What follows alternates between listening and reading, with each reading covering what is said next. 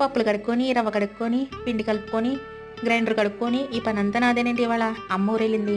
ఇంకా రోజు అమ్మ చేస్తుంటే నేనేమో ఫోన్ పట్టుకొని తిరుగుతా ఉండేదాన్ని. ఇంక ఇప్పుడైతే పనంతా కూడా నా నెత్తి మీద పడిపోయింది. ఈ పనంతా చేసుకుంటూ ఇదిగోండి రవ్వ కలుపుకుంటున్నాను చూసారా?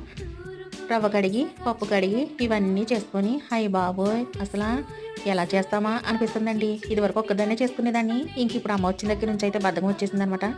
ఇంకా ఆ బద్ధకానికి పని చేస్తుంటే ఎలా ఉందంటేనండి అసల చెప్పుకోలేమండి. అంత ఇదిగా ఉంది ఇప్పుడు. ఇదిగోండి రవ్వంతా కడిగాను. పిండయితే ఇడ్లీ పిండి కలిపానండి. పప్పు నలుగుతుంది. ఇంక ఇది తీసుకొని ఇడ్లీ పిండిలో కలుపుకోవాలి. దోసల పిండి కూడా రుబ్బేసానండి. దోస పిండి అయిపోయింది. కొంచెం పప్పు అయితే ఉండింది. ఇంకా అది రుబ్బేసి ఇడ్లీలో కలపాలి. దోస పిండి అయితే ఇందులో కలిపానండి. ఇంక నిన్నైతే మేము షాప్ పెట్టలేదు. అందుకని ఇంక ఈ రోజైతే కొంచెం తక్కువ వేసాను పప్పు. ఏమో రేపొద్దున సండే కదా! ఇంక ఇవాల్టి మినీ వ్లాగ్ అయితే ఇదండి. ఇంక చిన్న వీడియో అయితే షేర్ చేసుకోవాలనిపించి ఇంక మీతో షేర్ చేసుకుంటున్నాను. నా వీడియో మీకెలా అనిపించిందో కామెంట్ చేయండి. నా ఛానల్ అయితే సబ్స్క్రైబ్ చేసుకోండి. ఫస్ట్